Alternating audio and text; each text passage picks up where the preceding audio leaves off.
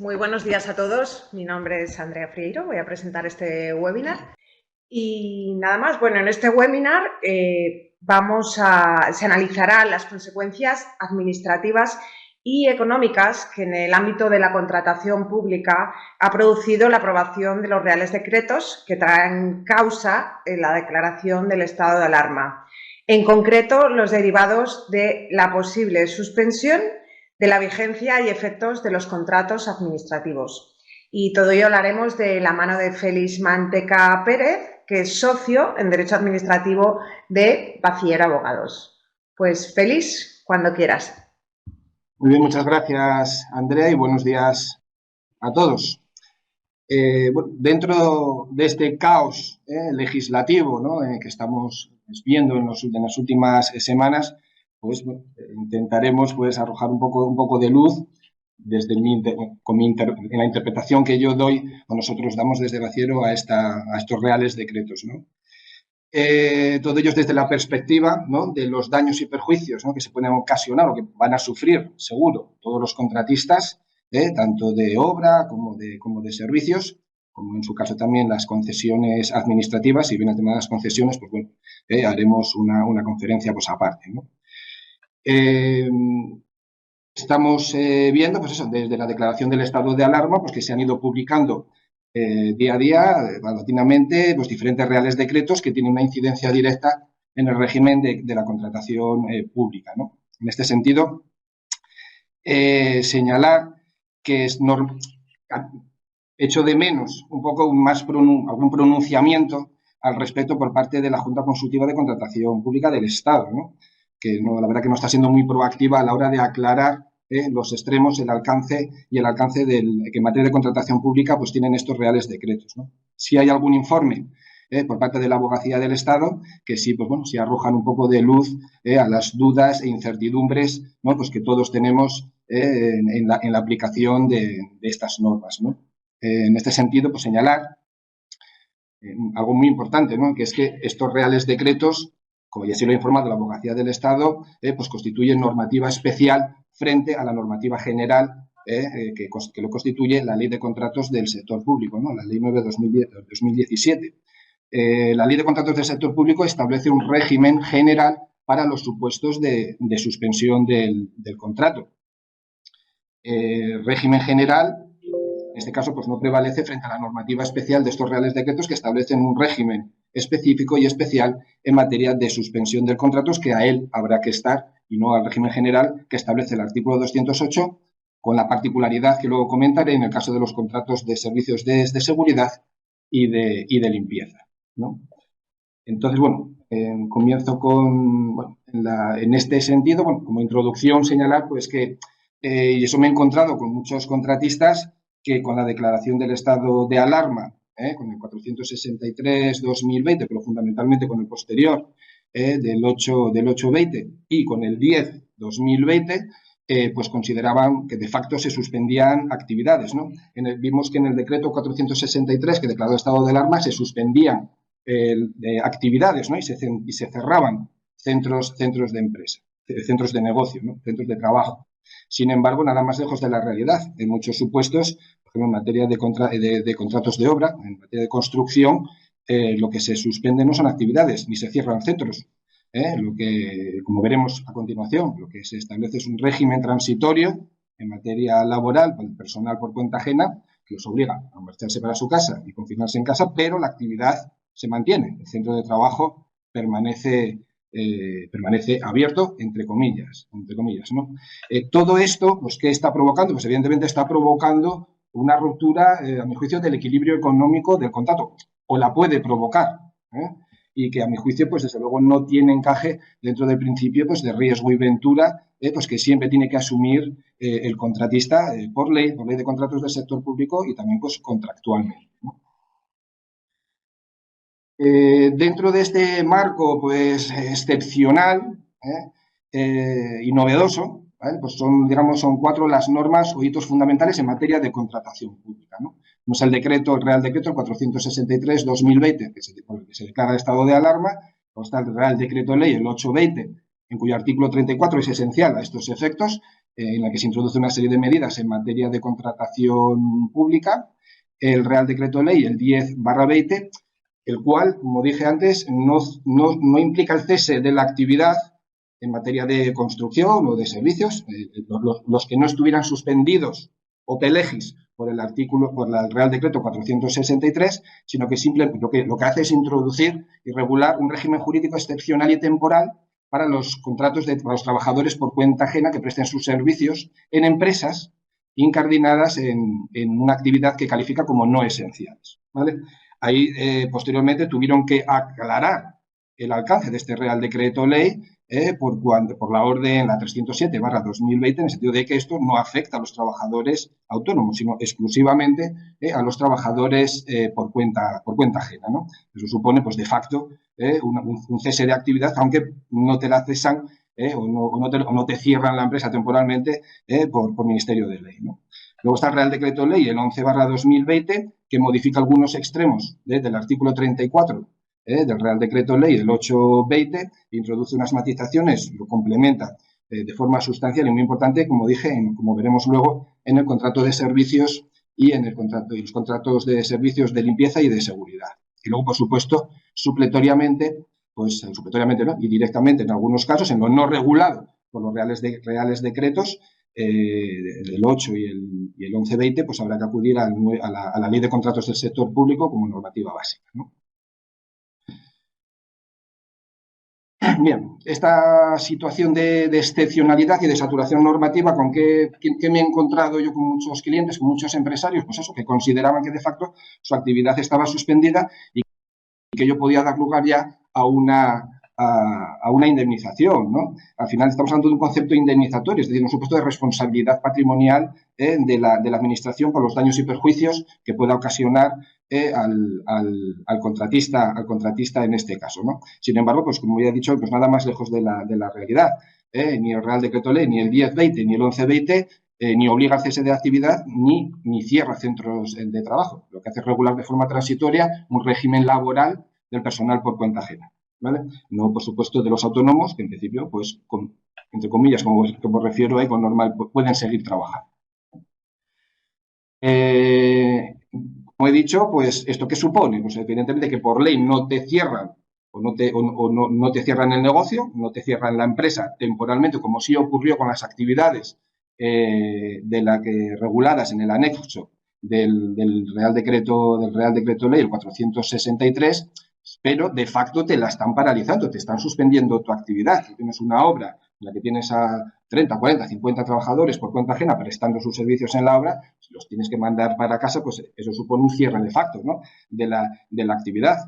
A pesar de que tanto el director de obra, el arquitecto, el aparejador, el coordinador, si son contratos de prestación de servicios y por lo tanto son autónomos, pueden continuar prestando sus servicios. Pero eso, o tienes algún autónomo trabajando en la obra, pero en las obras, por ejemplo, y me estoy refiriendo al contrato de obras, no al de servicios en este caso, necesitan una coordinación previa, no solo en materia de seguridad, sino a la hora de seguir el planning de trabajo diario. Y eso, quien se encarga de eso es el encargado de obra, el jefe de obra, conjuntamente con la dirección facultativa. A mi juicio, eso supone un cese de la actividad a todos los efectos, ¿no?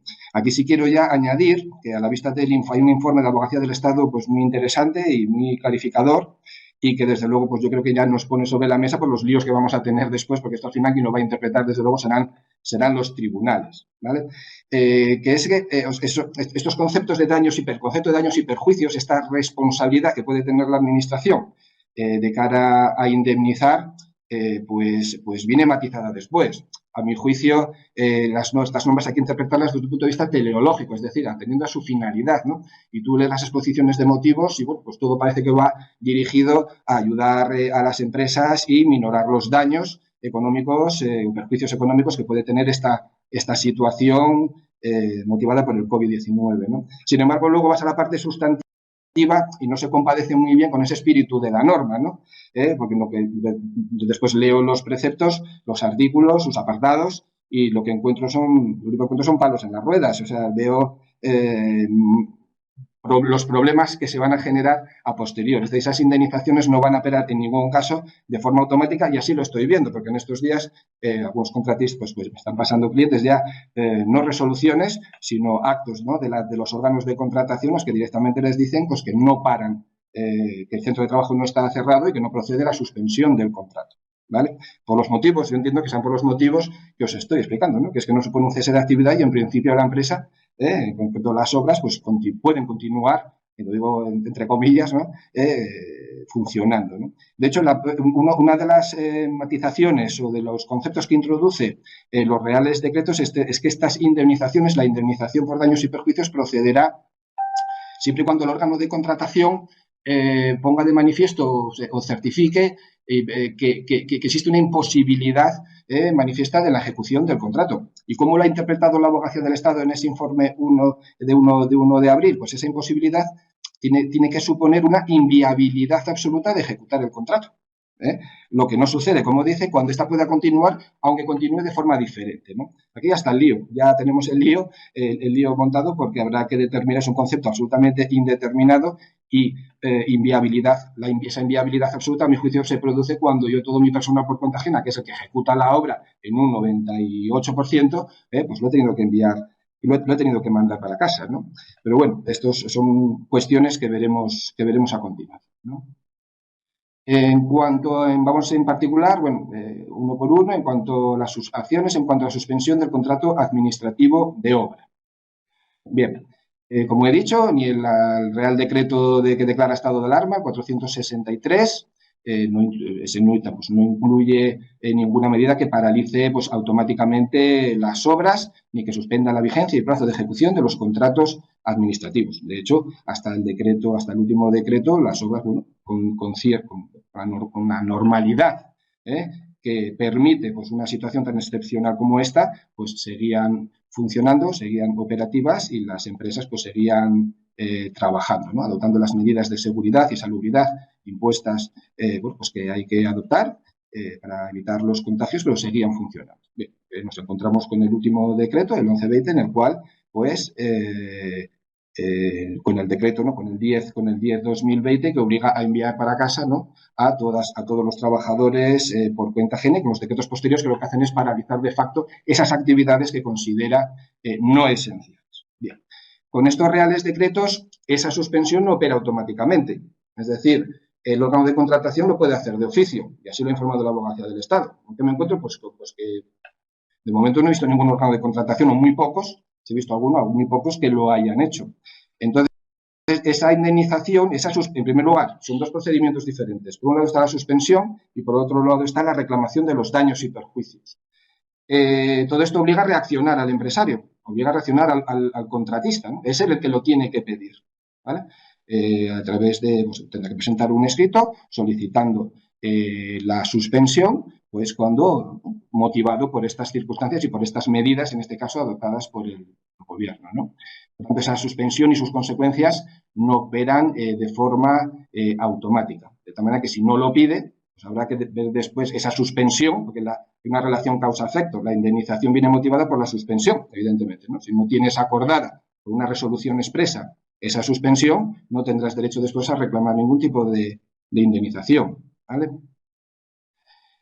Así lo ha establecido la Abogacía del Estado en su informe de 19 de marzo de 2020, en el que, pues, y lo ratifica en este informe de 1 de abril, donde expresamente hace recaer sobre el contratista el deber de solicitar la suspensión de los efectos y vigencia del contrato administrativo, ¿no? En el caso de, a diferencia del contrato de servicios, en el contrato de obra no se prevé, eso se introdujo con el decreto con el 1120, no se prevé la posibilidad de las suspensiones parciales, ¿vale? Con lo cual la suspensión entiendo que tendrá que ser total, ¿no? En cuanto al procedimiento, pues tendrá que presentar un escrito solicitando la suspensión y en esa solicitud debe recoger, pues en primer lugar, las razones que imposibilitan la ejecución del contrato, porque tiene que ser que todo el personal que tenía adscrito a la obra lo he tenido que mandar para casa, con lo cual no puedo continuar con la ejecución del contrato y, por lo tanto, poner de manifiesto que existe una inviabilidad absoluta para continuar con la ejecución ordinaria y normal de esa obra, ¿no? Tiene que justificar también y poner de manifiesto pues tanto el personal como la maquinaria, los vehículos todo lo que tenga escrito, todo el material inmovilizado y demás que tenga escrito a la ejecución de ese contrato, ¿no? Y luego también tiene que poner de manifiesto pues, la imposibilidad de adscribir a ese contrato los medios que tenga para la ejecución de otro. Evidentemente, en una obra, si están todas paradas, si están en la misma situación, no podrá adscribir maquinaria, ni vehículos, ni personal de una obra, ¿no? En este caso, en cuanto a los plazos, una vez presentada esa solicitud, el órgano de contratación tiene 5 días naturales para comprobar la concurrencia de que esos motivos que yo le doy, ¿no?, para que me suspenda el contrato concurren y debe resolver la resolución de suspensión. En este caso, si no resuelve en el plazo de 5 días, que es un plazo cortísimo, al final estamos ejercitando un derecho de petición, ¿no?, de la Ley de Contratos del Sector Público, de la Ley de Procedimiento Administrativo, perdón, y conforme a la Ley de Procedimiento Administrativo tienen 3 meses, en este caso tienen tan solo 5 días, ¿no? Con lo cual, pues, posiblemente en la generalidad de los casos nos encontremos con que ni tan siquiera nos contesten, ¿vale? En este caso, pues operan las reglas, así lo dice expresamente el Real Decreto del silencio administrativo negativo, con lo cual ahí tenemos ya el lío montado. Es decir, frente a esa resolución expresa, presunta, en el cual nos rechazan nuestra solicitud, pues tendremos que accionar, es decir, tendremos que presentar bien los recursos administrativos procedentes, por ejemplo, si es un ayuntamiento, pues tendremos el potestativo de reposición, o podemos ir directamente a la jurisdicción contencioso-administrativa, o bien, en su caso, recurso de alzada si hay un órgano superior jerárquico, ¿vale? ¿Cuál es el problema que ya nos encontramos aquí? Bueno, pues que los plazos administrativos están suspendidos. Y, por supuesto, también los plazos jurisdiccionales, los plazos procesales, ¿no? De hecho, ni tan siquiera admiten escritos en el juzgado a través de LexNet, salvo en supuestos excepcionales, como vulneración de derechos fundamentales, etc. ¿Qué hacer en este caso? Bueno, pues, evidentemente, el recurso potestativo de reposición o el recurso de alzada hay que presentarlo. Telemáticamente se puede presentar y con independencia de que no te resuelvan ahora, pues tendrán que resolverlo una vez se alcen todas las suspensiones, pero el procedimiento administrativo, y en su caso jurisdiccional, ya está iniciado. Se puede escuchar pues, en algún foro y demás que se puede presentar un recurso contencioso administrativo. Bueno, pues no, porque no te lo van a admitir a trámite. Se podría intentar solicitar pues, una medida cautelar, una medida cautelarísima. Bueno, en fin, eso está previsto para otros escenarios y para otros supuestos. Y a mi juicio aquí pues no cabe. Pero bueno, dentro de este régimen de excepcionalidad y novedoso, ¿no?, al que nos estamos enfrentando, pues yo desde luego los recursos administrativos procedentes sí los interpondría.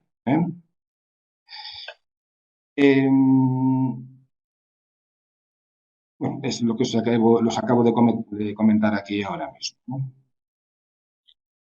Si el órgano de contratación acuerda la suspensión, el plazo de duración de la misma comprenderá desde la fecha en que se produjo el hecho que impide la continuación de la obra, que será desde la aprobación del Real Decreto, en el cual pues me impide a mí, al contratista de obras, pues continuar con el desarrollo normal de la ejecución del contrato y hasta que se reanude la misma. En este caso es el órgano de contratación el que nos deberá notificar el fin de la suspensión, ¿vale? Es necesario, y esto es muy importante, con la solicitud, pedir también, porque así lo exige, no dice nada en los reales decretos, por lo tanto, en lo que no dice el Real Decreto, hay que acudir a la Ley de Contratos del Sector Público, y en este caso es preceptivo que se levante un acta, ¿vale? Un acta de oficio a solicitud de contratista, un acta en el que se refleje pues, una relación valorada, ¿no?, de la obra ejecutada hasta el momento de la suspensión y en la que se consignen pues, bueno, las circunstancias que la han motivado, son fáciles de consignar por cuanto son evidentes, ¿no?, y la situación de hecho en la ejecución del contrato, es decir, en qué estado se encuentra la obra en el momento en el que se suspende, ¿no? Y esa suspensión deberá retrotraerse pues, a la fecha de la efectiva paralización, ¿vale?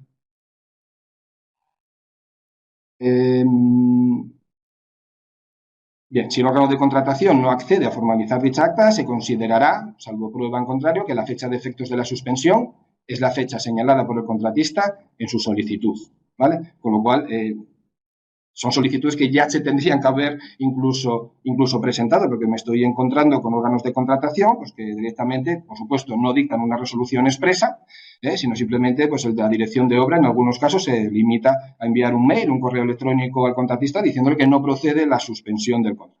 ¿vale? Por los motivos que he señalado, que la obra está abierta y que, bueno, y que se busque un poco la vida, ¿no? Por eso es lo que os comentaba, en el sentido de que las medidas que después se adoptan en la parte sustantiva de los reales decretos se compadecen muy mal con el espíritu y finalidad de la norma. Y, por supuesto, todo esto, pues, a mi juicio, acabará en una enorme litigiosidad, ¿no?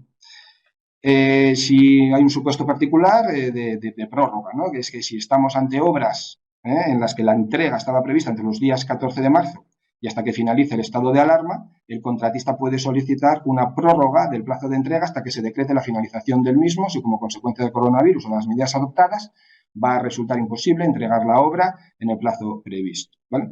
Y luego una cosa muy importante, que es que el plazo de prescripción, ¿vale?, para reclamar, estamos hablando de la reclamación de daños y perjuicios, porque estamos ante un supuesto de responsabilidad patrimonial, es de 1 año desde que el contratista reciba la orden de reanudar la ejecución del contrato, ¿vale? Régimen indemnizatorio. En cuanto a los conceptos, se asimila mucho al contrato de obras al contrato de servicios, ¿vale? Y aquí también, pues bueno, va a haber también ciertos líos, ¿no?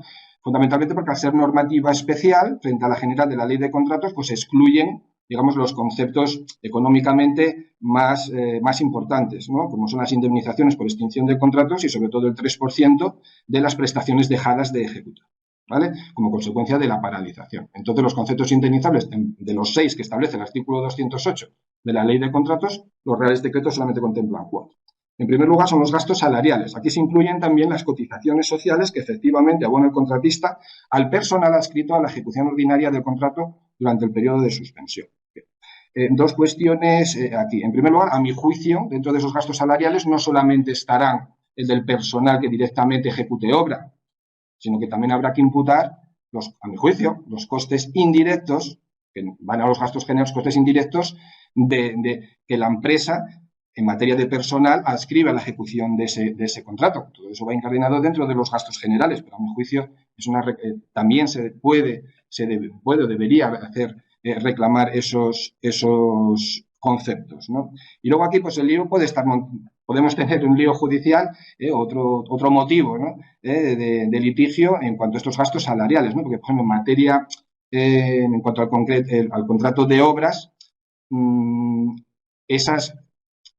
la suspensión viene motivada, pues, por la falta de personal, fundamentalmente por la ausencia de personal, que lo he tenido que enviar para casa como consecuencia del decreto 10/2020, pero con un permiso retribuido recuperable. Es decir, esas horas, en principio, el empresario las va a recuperar. Bien, pero aquí, claro, habrá que analizar caso a caso, contrato a contrato, ¿no? Por cuanto no todas las horas tienen el mismo plazo de duración, daros cuenta que esas horas se pueden recuperar hasta diciembre, hasta el 31 de diciembre de este año. Y yo, a lo mejor, la obra me finaliza el plazo de ejecución, pero la obra la termino en septiembre, en julio, ¿vale? Con lo cual, posiblemente, en el caso de las obras, puede ser que sí o puede ser que no. Puede haber en algunos supuestos en los que esas horas se recuperen, en cuyo caso se podrán reclamar. Pues, hombre, si las voy a recuperar, pues no veo causa para reclamar ese concepto, ¿no? A bien, si no las voy a recuperar, yo ese personal a lo mejor ya no lo tengo en la empresa, solamente lo tenía para esta obra, ¿no? En fin, desde luego yo creo que este va a ser un concepto, desde luego, que va a dar problemas y va a ser conflictivo, ¿no? Luego, los gastos por mantenimiento de la garantía definitiva durante el periodo de suspensión del contrato, los gastos de alquileres, de maquinaria y demás que tengáis adscrito a la ejecución del contrato y que, como consecuencia de la paralización, pues bueno, ese coste lo vais a tener, se va a tener igual y sin darle un uso, ¿no? Y luego los gastos correspondientes a las pólizas de seguro previstas en el pliego y vinculadas al objeto del contrato. Vemos, por lo tanto, cómo de los conceptos, digamos, más económicamente más importantes del artículo 208, pues eliminan sobre todo el más relevante, que es la indemnización del 3% de la obra dejada de ejecutar, ¿vale? Se añade, en el caso del contrato de obras, se añade una exigencia que no existe en el resto de contratos, ¿no? Que es que para que proceda esa indemnización, el contratista debe justificar, en primer lugar, que tanto él como los subcontratistas, proveedores y suministradores que hubiera contratado para la ejecución de ese contrato estén al corriente en el cumplimiento de sus obligaciones laborales y sociales a fecha 14 de marzo de 2020. Y, en segundo lugar, que el propio contratista principal esté al corriente en el cumplimiento de sus obligaciones de pago a subcontratistas y suministradores. Bueno, aquí se introduce pues, poco la previsión del artículo 215 de la Ley de Contratos del Sector Público, que bueno, ahí lo que dice es que si en el pliego el órgano de contratación podrá, antes de pagar al contratista principal, pues cerciorarse o comprobar que ha abonado el contratista principal, pues está al día en el cumplimiento de sus obligaciones contractuales y económicas con los subcontratistas y suministradores dentro de esa cadena de subcontratación. Bien, en cuanto al contrato de servicios y suministros de prestación sucesiva. Bien, en esta tipología de contratos, bueno, la metodología o el procedimiento es idéntico o muy similar al que hemos visto para el contrato de obras, ¿no? Con algunos matices que son los que cito aquí y con una norma especialísima respecto de los contratos de servicios de limpieza y de seguridad, ¿no? En este caso, admite, esto fue una modificación que se introdujo con el Real Decreto el 1120, ya que en el decreto inicial, en el 820, no se incluía esta previsión, ¿no? Y es que admite la suspensión del contrato administrativo que pueda ser parcial. Esto se introduce a raíz fundamentalmente, yo entiendo, que de los contratos de seguridad y de limpieza, que a lo mejor pues, tienen un contrato en el cual tienen que limpiar, bueno, pues, el objeto del contrato comprende pues, varios centros de trabajo y solamente cierran, a lo mejor son 5, pues cierran 2, ¿vale? De la manera que no puede acceder y prestar el servicio con normalidad en esos 2 por cuanto están cerrados, ¿no? En ese caso admite la suspensión parcial del contrato. En ese caso, la indemnización a reclamar pues, versará exclusivamente sobre la parte del contrato que ha sido suspendida, ¿no? La particularidad que encontramos en los servicios de limpieza y de seguridad, además tiene un alcance muy relevante por lo que comentaré ahora, es que inicialmente en el decreto, en el 820, en el artículo 34, si no recuerdo mal, apartado 6, se establecía como dentro de los contratos que no admitían suspensión. Dentro de ese ámbito estaban los contratos de suministro pues, de productos farmacéuticos, sanitarios, etcétera, etcétera, e incluía a los contratos de limpieza, de seguridad, si no recuerdo mal, también de mantenimiento de equipos informáticos. Vale. Pues bien, introduce una medida especialísima dentro de la especialidad de estos reales decretos respecto de los contratos de limpieza y de servicios, porque se modifica el artículo 34.6 por mor del artículo, en virtud del decreto el 1120, ¿no? Y establece que esos contratos ya sí podrán ser suspendidos total o parcialmente, pero hay algo muy importante, ¿no? Que introduce el título de este apartado, que es que no les resulta de aplicación el resto del artículo 34, el resto de apartados del artículo 34. Es decir, que a mi juicio, respecto de estos contratos, no opera el régimen indemnizatorio previsto en el artículo 34 del decreto 820, sino el artículo 208 de la Ley de Contratos. Por lo tanto, respecto de esos contratos de servicios y de seguridad, sí se podrían reclamar los otros 2 conceptos. La extinción, las indemnizaciones derivadas de la extinción de los contratos que tengas con el personal y el 3% de las prestaciones de servicios dejadas de ejecutar, ¿vale? Dentro del concepto indemnizatorio vinculados a gastos salariales, lo que nos dice en relación con los contratos de servicios, lo que nos dice también el Real Decreto es que no tiene un carácter de indemnización, sino que se podrán abonar a cuenta. Y todo ello en los términos establecidos en el citado Real Decreto se tendrá en cuenta en el momento en el que se liquide ese contrato. Es decir, no será, se irán certificando, En ese sentido, aquí sí quiero, antes de que se me olvide, que en cuanto al procedimiento, por lo menos yo aquí en Asturias no he visto ninguna circular, ninguna instrucción. Hay una circular muy interesante del Gobierno vasco, que es la circular 2/2020, donde sí establece, pues bueno, la posibilidad, es una circular en la que da unas instrucciones a todos los órganos de contratación en el País Vasco, en el que establece cómo hacer frente o cómo abonar estas indemnizaciones. Y lo que establece es que no es necesario esperar a que finalice, síntesis, lo que viene a decir es que no es necesario para reclamarlo y para que se abone esa indemnización a que finalice la situación de estado de alarma, sino que se puede ir reclamando y que el órgano de contratación lo vaya pagando según se vayan acreditando esos daños y esos perjuicios por parte del contratista. Todo esto también lo digo con todas las cautelas por los motivos que he dicho, ¿no? Muchos órganos de contratación pues pondrán en duda esa circunstancia de que exista una inviabilidad absoluta para la ejecución del contrato. con lo cual ahí pues posiblemente dé lugar a mucha litigiosidad, ¿no?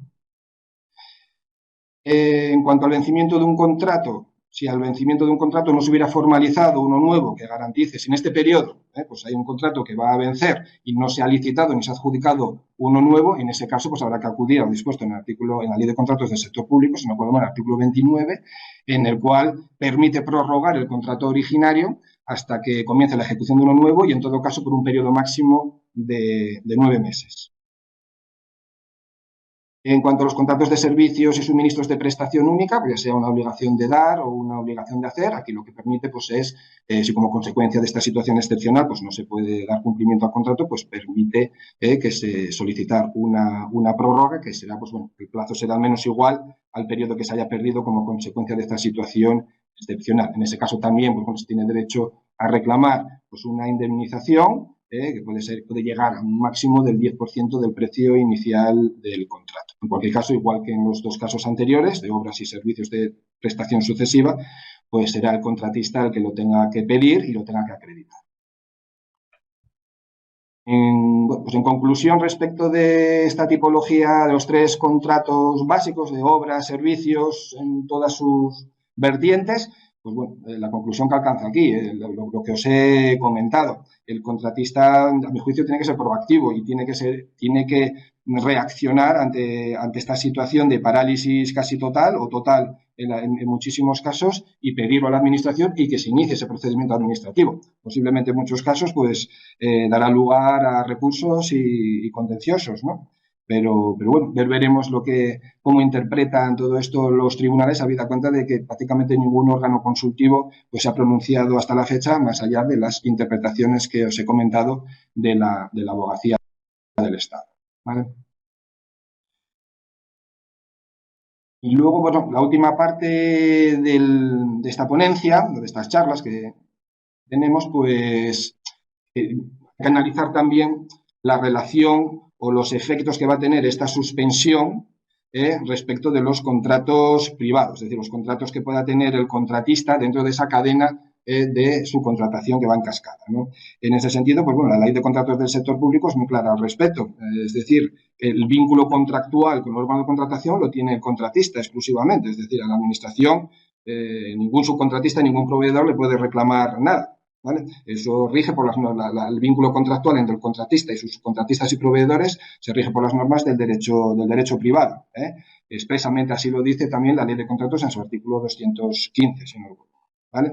Entonces, a partir de ahí, ¿qué pasa con los el contratista? En principio se va a poder ver resarcido, ¿no?, de sus daños y perjuicios que ha sufrido como consecuencia de la paralización, ¿no? Pero ¿qué pasa con el resto de contratos, ¿no?, que el contratista tiene con los proveedores, alquiladores de maquinaria, suministradores, subcontratistas, que también van a ver afectados posiblemente sus contratos, ¿no? Ahí, desde luego, no hay ningún procedimiento establecido, ni en la Ley de Contratos, ni en los reales decretos. Ahí hay que acudir pues, a las normas del derecho privado, conforme al cual hay un principio básico, ¿no?, que es el principio de conservación de los contratos y el principio de pacta sunt servanda, es decir, los contratos están para cumplirlos, ¿no? Y solamente cuando circunstancias de fuerza mayor, circunstancias sobrevenidas, alteren las circunstancias iniciales en base a las cuales yo formalicé ese contrato, pues se pueden ver alteradas las consecuencias o el contenido de esos contratos, ¿no? Es el conocido como principio, el latinajo rebus sic stantibus, ¿no?, que es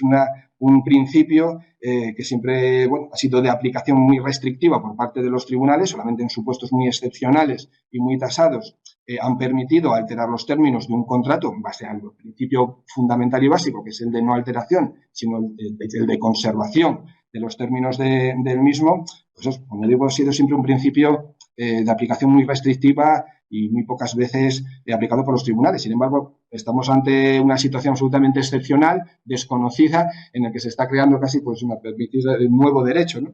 Y habrá que ver cómo lo interpretan, cómo lo aplican nuestros tribunales, ¿no? Desde luego es un principio en qué mejor momento que este, ¿no?, para que pueda dar lugar a su aplicación, ¿no?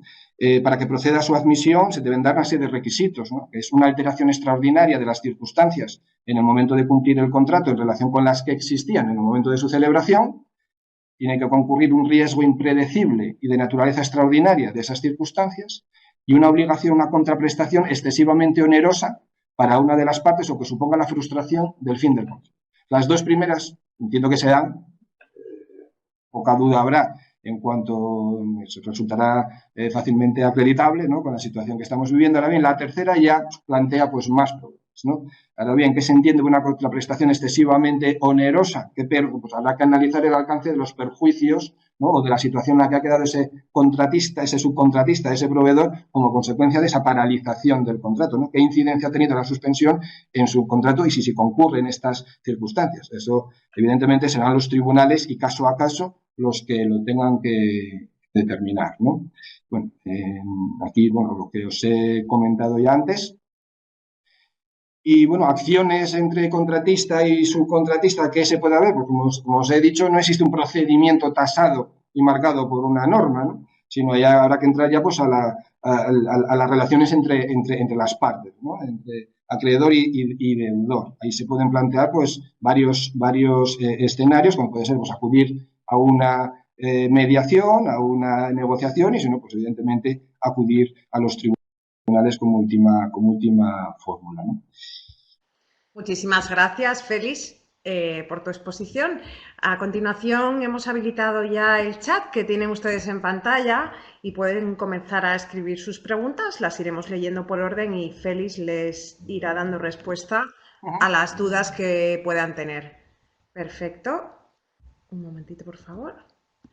La primera es de Erika y dice: si mi empresa solicita un ERTE por causas económicas, productividad, por el COVID-19, no por fuerza mayor, con fecha de fin 30 de agosto, pero si el estado de alarma finaliza antes, entiendo que empieza a correrme el paro. Un momento, Félix, Ahora, Félix, cuando quieras. En el que luego mis compañeros... Sí, bueno, eso es un tema laboral en el que ahí lo siento mucho, Erika, pero no me atrevo a pronunciarme por cuanto bueno, tengo a mis compañeros del departamento, mis socios de laboral, que sin duda tomaré nota de la consulta y si quieres por privado, pues te contestarán, te darán respuesta a ellos. Es un tema estrictamente laboral que, bueno, pues ahí no me atrevo yo a pronunciarme, prefiero. Muchas gracias, Félix. Carlos López dice: buenos días, yo quería preguntar por un caso que tengo de un contrato de obra que se firmó semanas antes del inicio del estado de alarma, pero no se ha firmado acta de inicio o replanteo, por lo cual la obra no está iniciada. ¿Se puede solicitar la suspensión y, en su caso, las indemnizaciones oportunas? Muchas gracias. Un momentito, Félix, que te doy paso. Ya. Bueno, a mi juicio, en este caso, no, por cuanto la obra se entiende, el contrato, en este caso la obra se entiende iniciada con la firma del acta de comprobación del replanteo. Es ahí cuando, aunque esté formalizado el contrato, la obra se empieza a iniciar en esa fecha, ¿no? Me comentas que el contrato ya estaba firmado semanas antes del inicio del estado de alarma, pero no se ha firmado el acta de inicio replanteo. La obra no está iniciada. ¿Se puede solicitar la suspensión, en su caso las indemnizaciones oportunas? O sea, realmente el contrato, el plazo de ejecución comienza con la firma del acta de comprobación del replanteo. Con lo cual, en principio, ese plazo no se va a ver afectado. Yo ahí tengo mis serias dudas de que se pueda reclamar suspensión del contrato si el contrato es que todavía no ha surtido efectos el contrato, porque el plazo no ha empezado a devengarse ni se han generado todavía obligaciones económicas. Otra cosa será que si como consecuencia de la firma del contrato el contratista ya ha adscrito a esa obra pues personal, maquinaria y demás. Bueno, pues si no es por la vía de la suspensión, sino vía responsabilidad patrimonial, pues posiblemente se pudiera ejercitar esa acción. Pero sin esta firma del acto de comprobación de replanteo tengo serias dudas. Perfecto, vamos con la siguiente, Félix, es de Nicolás Almagro. Dice: buenos días, en relación a las subcontratas y en la medida en que el Estado, entiendo, puedan estar también afectadas, ¿cómo pueden pedir estas indemnizaciones correspondientes? ¿Cómo pueden pedir las indemnizaciones correspondientes? Estamos hablando siempre de obra pública, ¿vale? En este caso, como dije antes, el vínculo contractual con el órgano de contratación no la tiene la subcontrata ni la tiene el proveedor, la tiene el contratista principal. Con lo cual, cualquier tipo de indemnización o reclamación que pueda hacer el subcontratista por los daños y perjuicios que le haya ocasionado esta situación, la tendrá que dirigir contra el contratista principal, contra el contratista adjudicatario. Pero en este caso no cabe ni la acción directa frente al órgano de contratación, ni tampoco ningún tipo de reclamación contra la administración, contra el órgano de contratación. Si como consecuencia de la actuación anormal de la administración pues considera que esos daños y perjuicios le vienen motivados por eso, pues podrá ejercitar una acción de responsabilidad patrimonial, pero de dudosa prosperabilidad. Ahí la acción la tiene con el contratista principal, que es, a mi juicio, con quien tiene que negociar los términos de ese contrato en base a la fuerza mayor, en base a la situación excepcional y a las circunstancias sobrevenidas, que desde luego pues no son imputables tampoco. La siguiente dice, buenos días, ¿es vinculante esta ley del COVID-19 para la prestación de entrega de un bien por parte de una empresa española a un cliente en el extranjero? ¿Habría que notificárselo? Estamos en materia, en esta ponencia en concreto estamos hablando de contratación pública. Esa entrega del bien de una empresa española a un cliente extranjero, pues habrá que esa normativa, esa relación empresarial, pues se rige por la normativa, por las normas de derecho internacional privado, en su caso, ¿no? Con lo cual no es de aplicación, entiendo, lo que estamos hablando aquí. La siguiente, Félix, ¿puedo presentar ERTE bajo el artículo 34 con un contrato de prestación de servicio?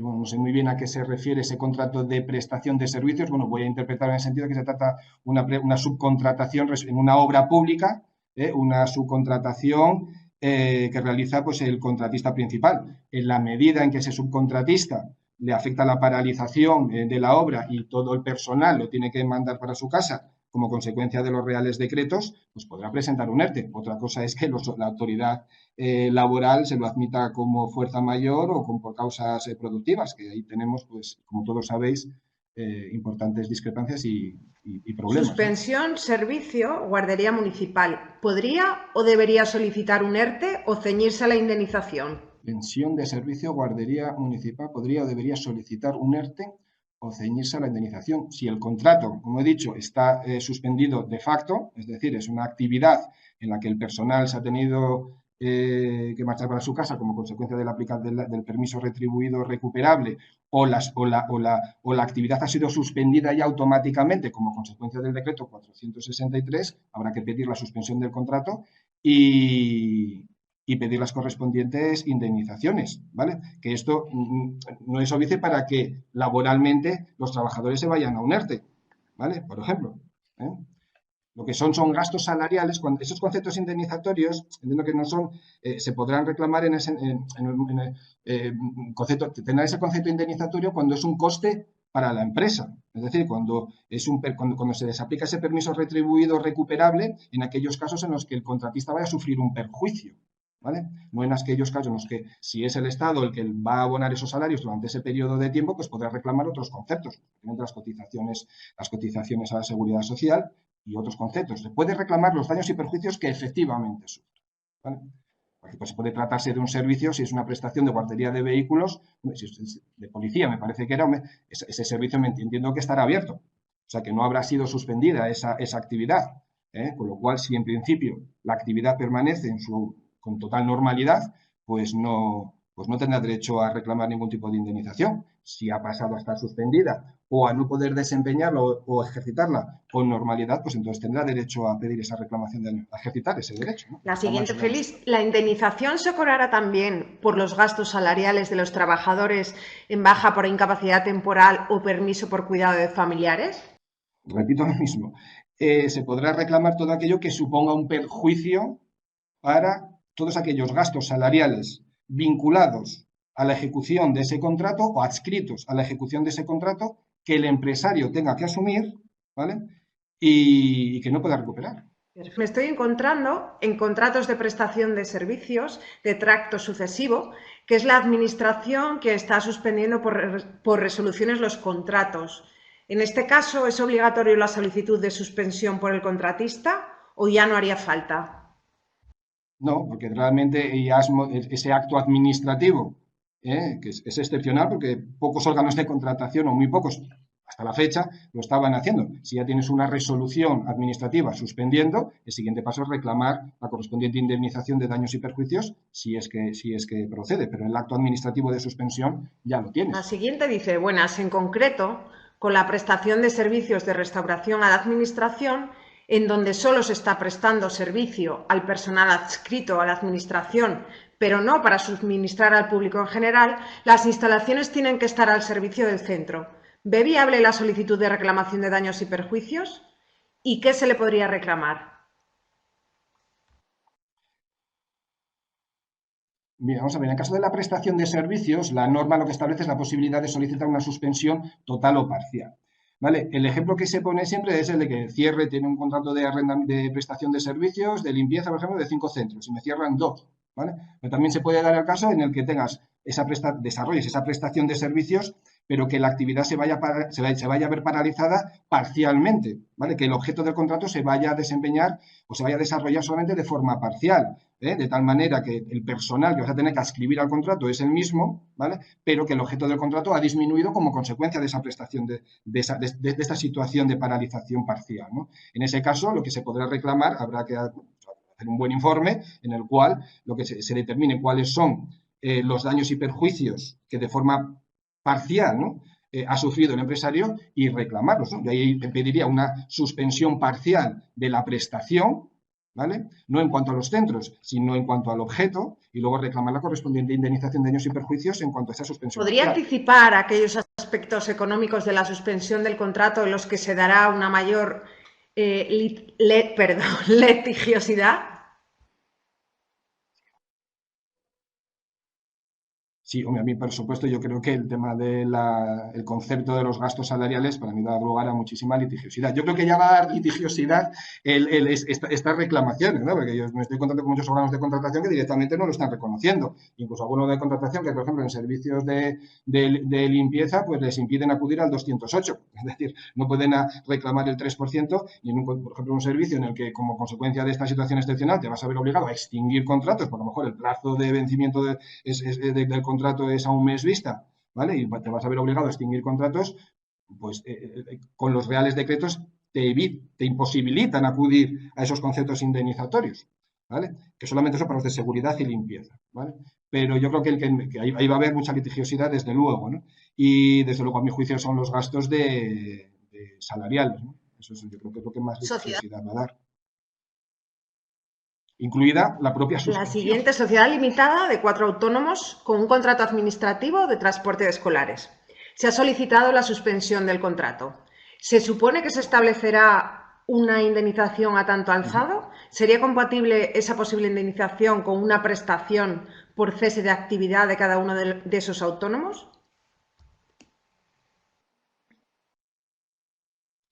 Bueno, en la prestación de los autónomos, bueno, pues eso conforme a los reales decretos, si los autónomos pueden seguir funcionando, pueden seguir trabajando, ¿vale? En principio.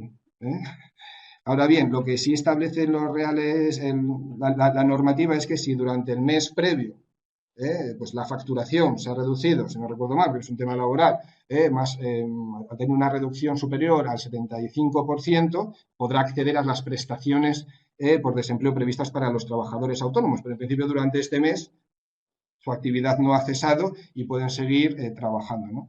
Si son autónomos desarrollando la prestación de un servicio público que como consecuencia, me parece recordar que ha dicho que hay de transporte escolar, ¿no? Pues si los centros educativos han cerrado, aunque ellos con la actividad permanezcan, no haya sido cesada su actividad, para mí, como igual que en el contrato de obras, pues existe una paralización de facto de esa actividad, ¿vale? Con lo cual podrán dar lugar a la reclamación de esos daños y perjuicios. ¿Cómo cuantificarlos? Pues claro, ahí estamos también, por ejemplo, como en el régimen concesional, ¿no? Habrá que hacer un buen informe técnico, pericial, que determine cuáles son esos daños y perjuicios, ¿no? Ver las ratios, no sé en concreto en ese contrato, habrá que ver el pliego, qué conceptos son los que se van a retribuir, pues si es una prestación sucesiva, si es por número, habrá que ver los umbrales en base a los cuales se retribuye ese contrato y a partir de ahí hacer un informe pericial o, bueno, un informe de la propia empresa inicialmente, por lo menos en vía administrativa, que cuantifique esos daños y perjuicios y que los acredite, claro. Félix, no puede ser a tanto la alzado. siguiente dice en qué situación quedan los contratos de concesión de servicios para poder reclamar el equilibrio económico cuando en este periodo se han perdido ingresos por la gestión del servicio. Bueno, eso será objeto de otra conferencia que tendremos a final de mes, pero bueno, al fin te lo puedo contestar. Los contratos de concesión tienen su propia casuística, ¿no? Son contratos que, bueno, pues que tienen su propia una normativa pues, específica y especial, ¿no? En un contrato de concesión, bueno, ya sea de obras o ya sea de obra y explotación de servicios o de servicios solo, evidentemente la paralización, hay concesiones que ya con el decreto 463 se han visto suspendidas, se han visto paralizadas, ¿vale? Hay otras que, aunque siguen funcionando, pues están funcionando no con normalidad, ¿vale? Sino que se va a romper el equilibrio económico de esa concesión. No olvidemos que las concesiones administrativas parten de un estudio de viabilidad y de un informe económico-financiero, ¿vale? Donde ahí se establece un estudio con unos parámetros en base a los cuales se van o bien a repercutir unas tarifas a los usuarios, un peaje en el caso de las autopistas y en su caso un canon para la administración, ¿no? Si todo eso quiebra, todo eso rompe, pues bueno, podrá dar lugar a una indemnización de daños y perjuicios. Ahí la jurisprudencia en materia de concesiones hay que tener cuidado porque lo que nos viene a decir es que si lo que se produce es una reducción, ¿no?, en la demanda, eso entra dentro del principio de riesgo y ventura del contratista, ¿vale? Ahora bien, en este caso estamos ante un supuesto de fuerza mayor. Es verdad que si lees los informes de la Abogacía del Estado, excluyen expresamente la fuerza mayor, ¿vale? Bueno, el propio Real Decreto, ¿no? Sobre todo en el contrato de obras y contrato de concesión, excluyen expresamente la normativa que se aplica a los supuestos de fuerza mayor. Hay otros principios fundamentales, al final, básicos en materia de contratación pública, ¿no? Al final el equilibrio económico del contrato está roto y por circunstancias sobrevenidas. Esto no es una cuestión de que me adjudican una concesión de una autopista y, bueno, pues luego los resultados, ¿no?, de circulación, de volumen de vehículos, no es el que yo esperaba. Bueno, pues eso entrará, así han dicho los tribunales, dentro del riesgo de ventura. Ahora bien, dentro de un contrato de concesión administrativa, como consecuencia de una situación absolutamente excepcional, que desde luego no imputable al contratista, tampoco a la administración, ¿vale? Se produce una quiebra del equilibrio económico del contrato, pues tendrán que sostener esa concesión de alguna manera, porque si no las consecuencias, ¿cuáles pueden ser? Pues bien un concurso de acreedores del concesionario, bien un rescate de la concesión. O sea, al final las consecuencias pueden ser más negativas, ¿no?, que el intentar equilibrar esa concesión. El Real Decreto establece pues, la posibilidad de ampliar, ¿no?, del plazo de duración de la concesión, si no recuerdo mal, hasta un 15% del plazo inicial. Y luego subsidiariamente establece o se podrán modificar o revisar las condiciones económicas de ese contrato. Contra la revisión de las condiciones económicas del contrato, ahí está el lío montado ya, también. Y seguro, y ahí es donde dará lugar a una enorme litigiosidad, ¿no? Porque habrá concesiones a las que, bueno, pues que les amplíes el plazo de duración de la concesión, pues les podrá compensar. Vamos ahora, pues Félix, con una pregunta que parece que me salte por aquí. Sí, dice, es de Susana y dice, si el contratista que solicitó la paralización de la obra quiere continuar o reanudar la misma a partir del 13 de abril, ¿ha de solicitarlo el contratista? En principio lo que te dice el decreto es que será el órgano de contratación el que deba comunicar la reanudación de la actividad, ¿no? No obstante, mi consejo, ¿cuál es? Pues directamente presentar un escrito en la consejería, en el ayuntamiento, en el órgano de contratación correspondiente, pues avisando que el día 13 pues, los trabajadores estarán en la obra y a empezar a funcionar. Otra cosa será que hoy se reúne el Consejo de Ministros y veremos. Miedo me da. Perfecto. La siguiente pregunta dice, ¿los contratos de alquiler de vehículos y maquinaria se pueden dejar en suspenso? Bueno, ahí estamos hablando siempre, yo siempre me ciño al ámbito de la contratación pública, ¿no? Si es un contrato de alquiler, ¿no?, con una administración pública, pues desde el momento en que la actividad a la cual se van a ver adscritos ese contrato se ha visto paralizada y eso ocasiona un daño, un perjuicio al contratista, pues se podrán reclamar. Si es una actividad no suspendida y los vehículos siguen funcionando y siguen operativos y con cierta normalidad, pues no.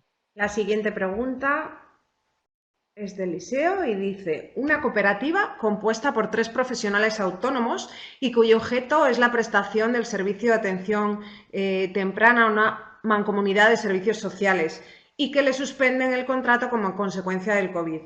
Aunque en principio sea un servicio sanitario, ¿en qué situación y qué pueden reclamar los profesionales autónomos? Gracias.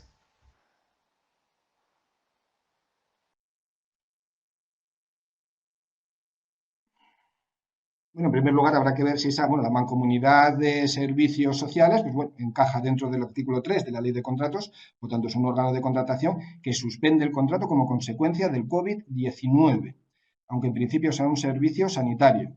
Bueno, pues el órgano de contratación sabrá las razones y habrá justificado las razones en esa resolución expresa en la cual se lo suspende, ¿no?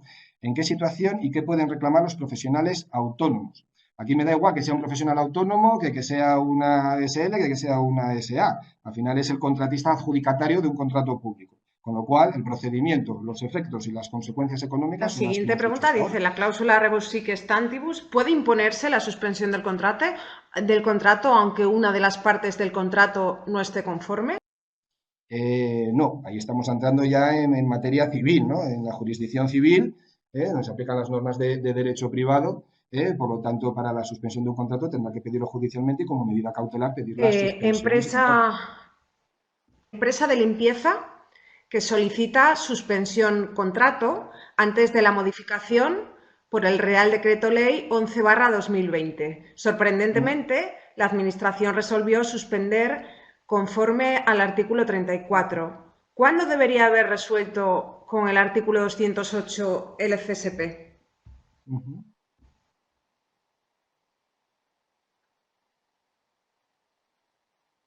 Bien, vamos a ver, la pregunta es un poco, vamos a ver, confusa. Con la anterioridad al decreto 1120, realmente los servicios de limpieza estaban incardinados, pues están dentro del artículo 34.6, si no recuerdo, ¿no? En el decreto 820, los servicios de limpieza entraban dentro de los servicios que no se podían suspender, actividades que debían continuar. Por lo tanto, en base a ese precepto, no se podían suspender esos contratos administrativos, que tenían que seguir desarrollándose y, por tanto, certificando exactamente igual que hasta ahora, ¿no? Con la modificación operada por el Real Decreto, el 1120, se incluye un matiz, ¿no? Se incluye una previsión respecto de los servicios de seguridad y de limpieza, donde permiten la suspensión total o parcial. O sea, el legislador se dio cuenta de que ahí, pues bueno, metió la pata por cuanto es verdad, un servicio de limpieza, pues puede tener el objeto, puede verse alterado, no de forma total o parcialmente, ¿no? Si los centros, por ejemplo, los colegios han cerrado, pues evidentemente ahí no puede prestar ningún servicio, ¿no? Con lo cual el objeto se ha visto alterado y por tanto procede la suspensión parcial. Por lo tanto, será a partir de ese momento, ¿vale? Con la aprobación del Real Decreto, el 1120, cuando procederá la suspensión del contrato. Otra cosa es que se pueda retrotraer los efectos, ¿vale?, de ese acuerdo de suspensión a la fecha en la que efectivamente se produjo la paralización de la actividad, que posiblemente vino ya dada por el Real Decreto 463, ¿vale? Habrá que ver el tipo de actividad y dónde presta servicios esa empresa de limpieza, ¿vale? Y a mi juicio ahí, todavía no he visto ningún informe de la Abogacía del Estado ni de Junta Consultiva que lo certifique, que lo corrobore, pero bueno, mi interpretación cuál es, que ese artículo, ese precepto, el apartado 6, parte diciendo que en ningún caso resultarán de aplicación a este tipo de contratos el resto del artículo. ¿Vale? Es decir, por tanto, no resulta de aplicación ni a los contratos de suministro de farmacéuticos, médicos, etcétera, etcétera, ni a los de limpieza y seguridad, el resto de previsiones del artículo 34. Por lo tanto, ni el procedimiento ni los conceptos indemnizatorios. Ahora bien, a estas empresas hay que indemnizarlas de alguna manera si sufren ese perjuicio. Por lo tanto, en donde no opera la normativa especial, operará la normativa general. Y ahora, Félix, una pregunta que me salté antes es de Amabelia Meleiro y dice, buenos días, en la mayor parte de las obras de construcción no dio tiempo a hacer un acta de suspensión. ¿Por qué se puede sustituir?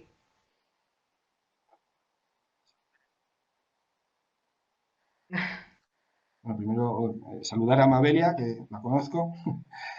Y pues bueno, en esas obras no dio tiempo a hacer un acta de suspensión. Aquí lo importante realmente es que se haya solicitado por parte del contratista la suspensión del contrato, ¿vale? Porque en muchos casos nos vamos a encontrar con que no tenemos una resolución expresa de suspensión, y menos aún que haya un acta de suspensión, con lo cual hay que entenderlo, a mi juicio, como un silencio administrativo negativo. Habrá que accionar frente a ese silencio. ¿Vale? Un correo electrónico de la dirección de obra no me sirve, no tiene los requisitos del artículo de la ley de procedimiento, los artículos 35 y 36 de la ley de procedimiento administrativo, no tiene una motivación, no tiene una resolución, no tiene un fallo y no tiene un pie de recurso, ¿vale? Pero sobre todo no tiene una motivación. Entonces, a mi juicio, lo importante es eso, el acta es preceptiva, Para que nazca el derecho indemnizatorio tenemos que tener ese acta y el contratista deberá reaccionar, ser proactivo y pedir expresamente, ¿vale?, que se levante, en primer lugar, que se dicte la resolución expresa suspendiendo la obra, ¿vale?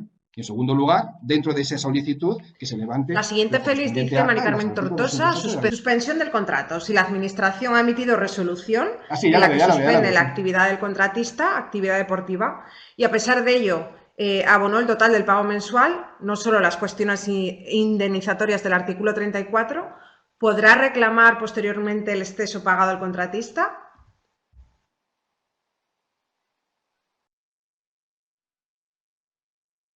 Pues habrá que analizar el caso concreto. Bueno, será un caso excepcional, ¿vale?, que pague de más. En cualquier caso, siempre cualquier acto administrativo de la Administración en la que la Administración pues, se da cuenta que ha cometido un error, pues hay procedimientos, bien vía revisión de oficio o bien declaración de lesividad, podrán revisar sus propios actos administrativos y sus resoluciones. Félix, bueno, esta es de Rocío Rodríguez Oliveira. Dice, esta sesión es de obras, pero quería preguntar en referencia a servicios. No sé, Félix, si le puedes dar respuesta.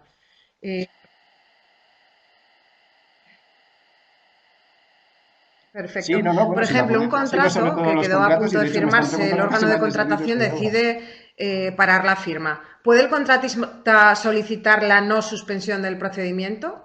Ya que el servicio se puede realizar telemáticamente y si hay alguna posible indemnización. Bien, vamos a ver, los plazos administrativos han sido suspendidos. Yo la única resolución que he visto de la Junta Consultiva de Contratación Administrativa es sobre esto, precisamente, ¿no? Solamente en supuestos excepcionales no se pueden paralizar los procedimientos de licitación y adjudicación de los contratos, ¿vale?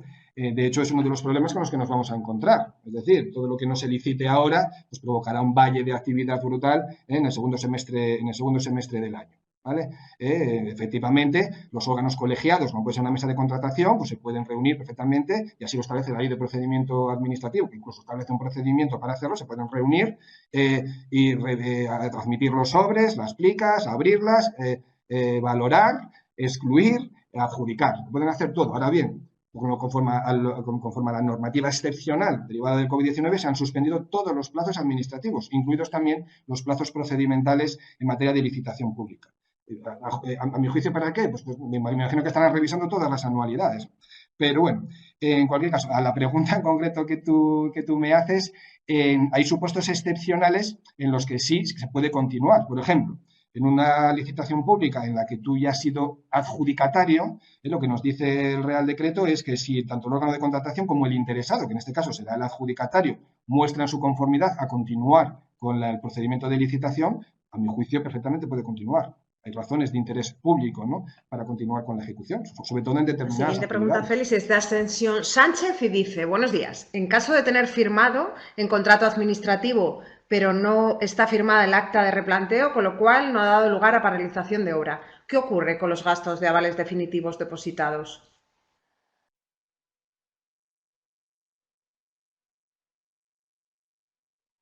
Ahí es similar a la pregunta que me hacían inicialmente. Realmente el acta de comprobación del replanteo lo que marca realmente es la fecha de inicio de la ejecución del contrato, de la ejecución material. Pero claro, realmente el contrato ya está firmado. Es decir, ese contrato ya va a generar unas consecuencias, precisamente, y con esto pues corrijo un poco la respuesta que hice antes al compañero, ¿no? Con la firma del contrato, efectivamente, tú ya tienes que depositar, pues por ejemplo, el aval, y vas a tener una serie de gastos derivados de un contrato que se va a suspender, porque esa firma de comprobación del acta de comprobación del replanteo se va a ver también suspendida y paralizada como consecuencia de esta situación excepcional, ¿no?, del COVID-19. Con lo cual, a mi juicio, se generarán pues, los daños y perjuicios que hemos estado hablando del artículo 36, los que se hayan tenido, ¿no? Si efectivamente, si no has tenido los gastos salariales adscritos a la ejecución del contrato, ni has alquilado todavía maquinaria, ni has tenido otros gastos, pues eso no lo podrás reclamar. No es que se puedan reclamar los 4 conceptos, podrás reclamar aquellos perjuicios que efectivamente puedes acreditar que has tenido. Pero yo entiendo que en ese momento que sí se puede y se debe pedir la suspensión de la vigencia y efectos de ese contrato. Porque aunque el plazo no empieza a contar hasta la firma de cada acta de comprobación del replanteo... La siguiente es de Sergio Álvarez. Las etapas marcadas en su prestación son prestación, solicitud de suspensión, incluyendo los distintos recursos y gastos. Aprobación por el órgano contratante de la suspensión. Aprobación del acta de suspensión. ¿Cómo se formaliza por parte del órgano contratante la contestación con respecto a los daños y perjuicios? ¿Existen plazos? Ya que, informo, se dispone un año para efectuar la reclamación oportuna. Interpreto que es el caso de aprobación de la suspensión, pero no de los costes indemnizatorios.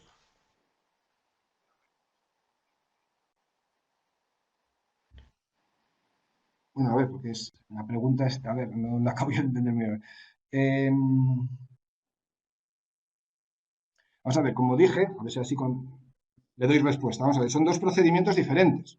Por un lado, lo primero que hay que hacer es solicitar la suspensión del contrato, ¿vale? Y con esa solicitud, ¿vale? Tú ya tienes que pedir también que se levante, que se emita la correspondiente acta, de paralización de la obra, ¿vale? Es decir, son dos hitos, ¿vale? Que la Administración debe resolver con un mismo acto administrativo. Debe dictar un acto administrativo en el que suspenda, paralice, suspenda la vigencia del contrato y después, como consecuencia de esa paralización, se tiene que levantar un acta, ¿vale? Ese acta, vamos a ver, a la obra, o sea, las obras no han sido suspendidas, han sido suspendidas de facto, porque el personal adscrito a la ejecución del contrato se ha tenido que ir para su casa, ¿vale? Pero la dirección facultativa, que fundamentalmente serán contratos de prestación de servicios, es decir, autónomos, ¿vale? Y en este caso la dirección facultativa de la consejería, del ayuntamiento, lo que sea, perfectamente pueden levantar un acta, aunque sea telemáticamente. Al final es una relación valorada de la obra ejecutada hasta esa fecha, ¿vale? Con lo cual, a mi juicio, perfectamente se puede hacer, ¿vale? Tiene 5 días la administración para resolver, ¿vale? Si no lo han hecho, tú tienes que entender desestimada tu solicitud y a partir de ahí reaccionar. Pero luego hay recursos administrativos y luego entramos en otro problema, ¿no? Que es que los plazos administrativos de los recursos y demás han sido suspendidos y los plazos jurisdiccionales también, ¿vale? Pero bueno, eso ya es otro escenario. Lo primero lo que estamos hablando aquí ahora es qué hacer en primera instancia. Es decir, ¿qué es lo que tengo que hacer? Pedir la suspensión del contrato, que se levante un acta de paralización y si no se hace o no te dan respuesta, pues tienes que entender desestimada tu solicitud, ¿no? En cuanto al año para efectuar la reclamación oportuna, interpreto que es en el caso de aprobación de la suspensión, pero no de los costes indemnizatorios. No, el plazo de prescripción de un año es para reclamar la indemnización. Indemnización, que es relación causa-efecto, es decir, indemnización que viene motivada por la decisión de paralización, de suspensión. Es decir, si no te la han suspendido, tienes que reaccionar frente a esa desestimación presunta, ¿no? De tu solicitud y a partir de ahí después ya pues reclamar no solo la suspensión en tu recurso administrativo o en tu caso jurisdiccional, sino también las consecuencias. Vamos ya, Félix, ahora sí que con las 3 últimas preguntas. La siguiente es de Javier Domínguez. Dice, buenos días. En el caso de las licitaciones públicas para explotaciones de restaurantes, chiringuitos, dado que están cerrados, ¿afecta a los cánones anuales a pagar al ente público correspondiente?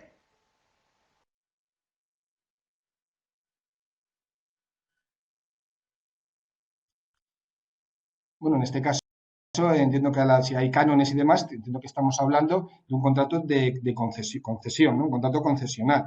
Efectivamente, pero bueno, eso habrá que acreditar, habrá que solicitarlo también, ¿no? Estamos en lo mismo. Bueno, eso como será objeto de otra ponencia, lo comentaremos más detenidamente cuando la tengamos a final de este mes, ¿no?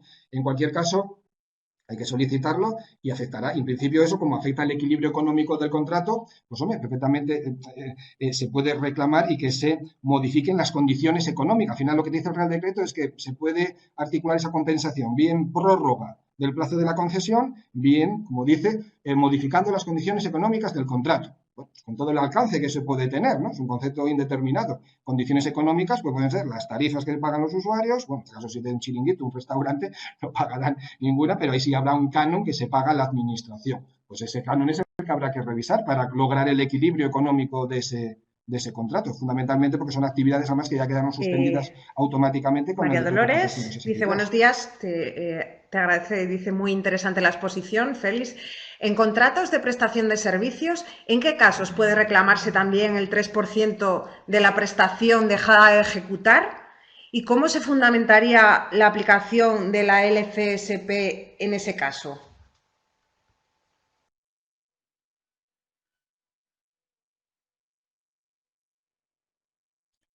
Bien, como he comentado, exclusivamente, interpretación mía, por la literalidad de la propia norma y como hay que interpretarla desde un punto de vista finalista y telemático, yo le doy esa interpretación. Es decir, exclusivamente o sea, dentro del Real Decreto hay el Real Decreto es norma especial frente a la general, pero dentro de esa especialidad del decreto hay una norma especialísima exclusivamente vinculada a los contratos, a los servicios de limpieza y de seguridad. Es decir, es en esos casos en los que a mi juicio se puede acudir al 208. ¿Vale? Y es que el apartado 6 del artículo 34, ¿vale? Regula, si no recordamos, son 4 tipologías o 5 tipologías de contratos que son como servicios esenciales, ¿vale? Suministros farmacéuticos, etcétera, etcétera, que esos no se pueden suspender. Pero respecto de los de limpieza y seguridad, sí se pueden suspender total o parcialmente por los motivos que ya hemos expresado. Y ese artículo, ese apartado, parte de la premisa, ¿vale?, de que no se desaplica el resto del artículo. Y es que inicia así, el título de ese apartado es así, no resultará, algo así dice, no resultará de aplicación a esta tipología de contratos lo dispuesto en el resto de apartados de este artículo. Por lo tanto, si no resulta de aplicación, excepto el penúltimo párrafo del artículo 34.1. Pues bien, en el antepenúltimo párrafo, si no recuerdo mal, del artículo 34.1, te dice que en ningún caso no procederá en esta tipología de contratos, los servicios con carácter general, ¿vale?, la aplicación del artículo 208. A sensu contrario, ¿vale?, si para esos contratos no resulta de aplicación y para los contratos de limpieza y seguridad, ¿vale?, esa previsión no resulta aplicable, a sensu contrario, sí le resulta de aplicación el artículo 208. Bueno, es un poco un trabalenguas, pero bueno, estos decretos pues dan lugar a estas cosas, ¿no? A mi juicio es porque, en síntesis, a los contratos de limpieza y de seguridad no les resulta de aplicación. Elisa, ahora sí ya vamos con la última pregunta, que es de Antonio Macías Marcos.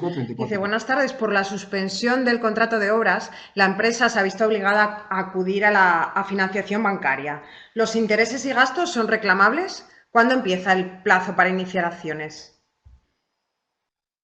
Bien, los supuestos, los conceptos indemnizatorios son tasados, ¿vale? Y eso hay jurisprudencia que así lo interpreta, y la Abogacía del Estado también lo ha dicho así. O sea, lo que se puede reclamar es única y exclusivamente lo que venga recogido en los preceptos de los reales decretos, incluso en el artículo 208, ¿vale?, que en ningún caso habla de ese tipo de intereses. Otra cosa es que se puede reclamar por otro tipo de acciones, como puede hacer una acción de responsabilidad patrimonial. Yo veo difícil que eso pueda llegar a prosperar, sobre todo fundamentalmente porque, bueno, como han articulado otros mecanismos, ¿no?, digamos, de ayuda, entre comillas, a las empresas, ¿no?, mecanismos financieros, vía ICO y demás, bueno, pues hasta aquí este webinar. Lo primero, agradecerte, Félix, tu exposición. Muchísimas gracias.